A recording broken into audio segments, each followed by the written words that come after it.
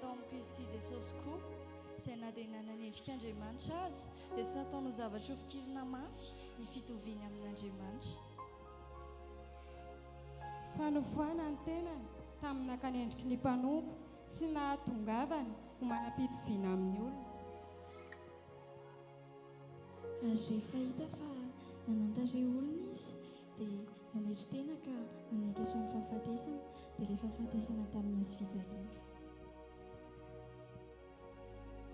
Koa isandrindra nanandrantan'Andriamanitra azy sy nanomezana azy anarana ambony ny anarana rehetra. Mba ho amin'ny anaran'i Jesosy no andohany alohalika rehetra na ny any an-danitra na ny etỳ an-tany na ny any ambanin'ny tany sy any aken'ny lela rehetra fa Jesosy Kristy no tompo ho voninahitr'Andriamanitra iray. Filipiana 2:1-5 hatramin'ny 11.